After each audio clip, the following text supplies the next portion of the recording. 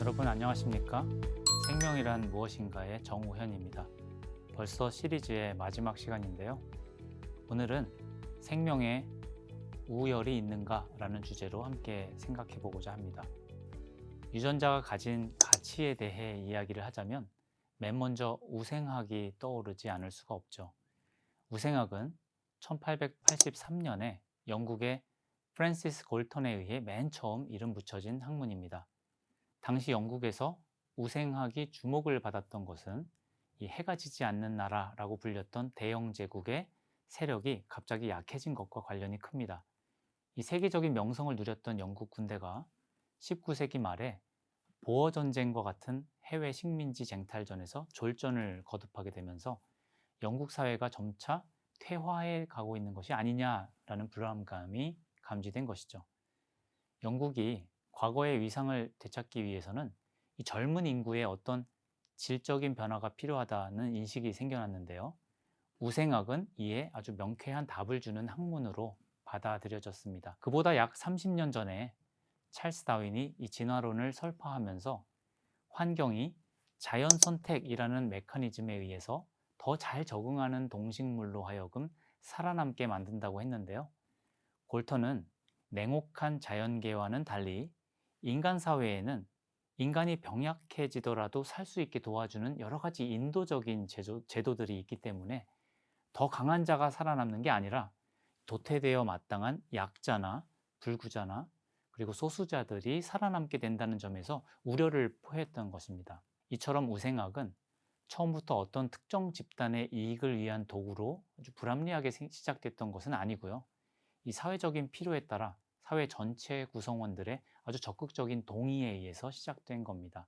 우생학을 의미하는 영어 단어 유지닉스가 있는데요. 여기서 유는 좋다, 뛰어나다 라는 뜻이고요. 지닉스는 태생이라는 뜻인데요. 그러니까 합쳐서 태생적으로 우월한 사람이라는 뜻이죠.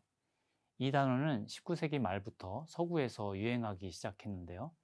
이것은 그 당시 태어난 많은 남자아이들이 유진이라는 이름을 많이 갖게 된 이유이기도 합니다. 얼마 전에 인기를 끌었던 드라마 미스터 션샤인에서 이 주인공의 이름이 유진 초이였던 것을 기억하시죠? 이 이름이 그 당시에 널리 유행하던 이름을 잘 반영한 것이라고 할 수 있습니다.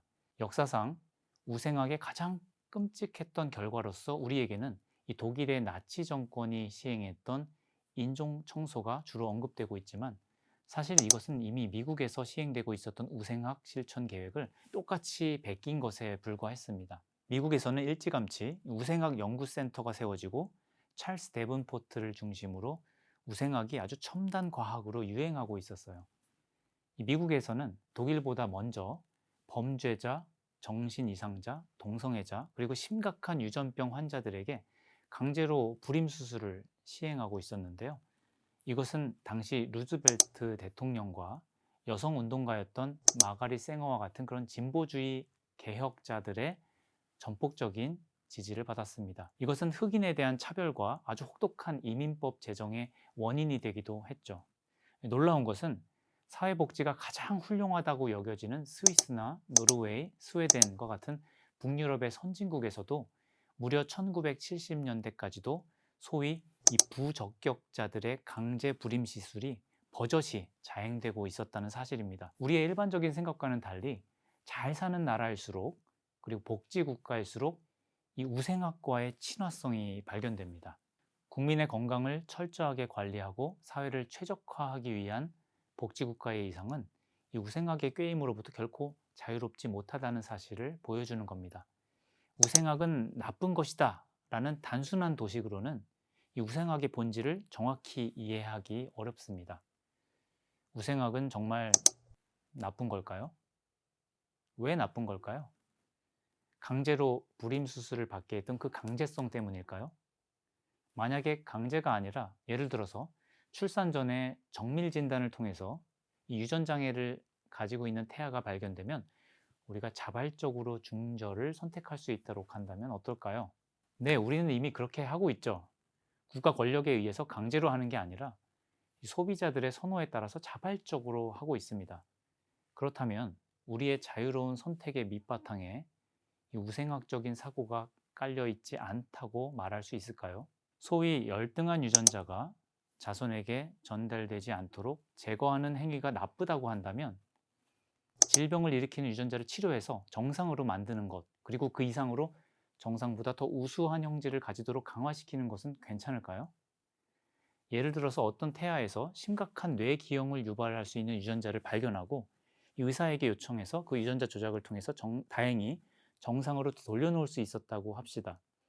해당 유전자를 살짝 바꾼 거죠. 그런데 마침 바로 그 옆에 있는 유전자를 봤더니 그것도 살짝만 바꿔놓으면 IQ가 30쯤 더 높아질 수 있다는 걸 발견했어요. 그러면 누가 과연 그거를 바꾸고 싶지 않을까요? 얼마면 될까요? 하고 은밀하게 물어보게 되지 않을까요? 영어에 genocide라는 단어가 있습니다. 이것은 집단 학살을 의미하는데요. 이 genocide, 이 단어는 유전자를 의미하는 gene과 어원이 동일합니다. 이런 단어가 만들어진 데에는 다 이유가 있어요. 나치는 인종 청소를 하려고 하는 자신들의 신념을 정당화하기 위해서 당시 유전학에서 잘 알려진 과학적인 어휘들을 가져다가 썼습니다. 과학이라는 명목으로 차별과 배제의 어휘를 일상 언어에 교묘하게 차용했던 거죠.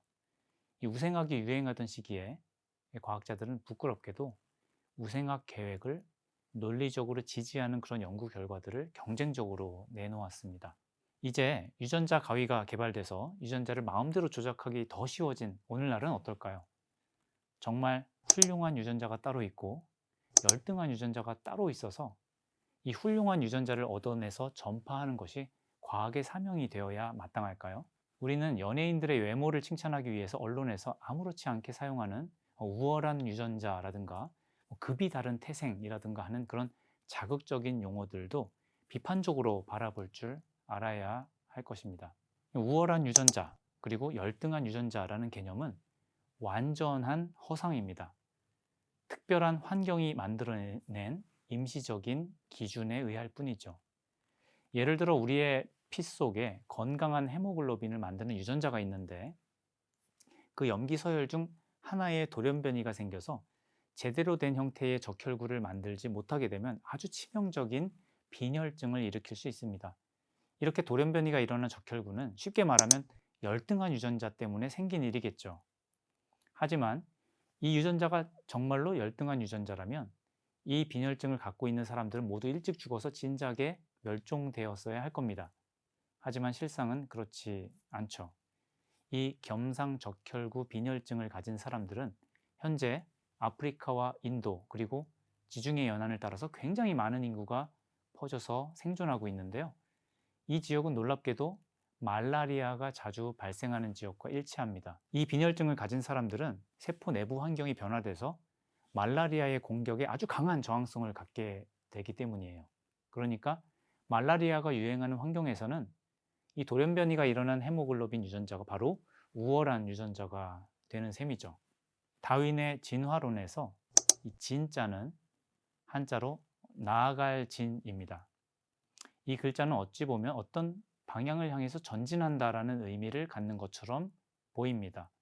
즉 진화에 어떤 방향성이 정해져 있는 것 같은 오해를 낳을 수 있다는 것이죠. 진화론자들은 진화에는 방향이 있을 수가 없다라고 말합니다.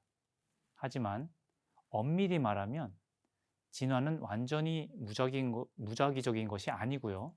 예측 불가능하지도 않습니다.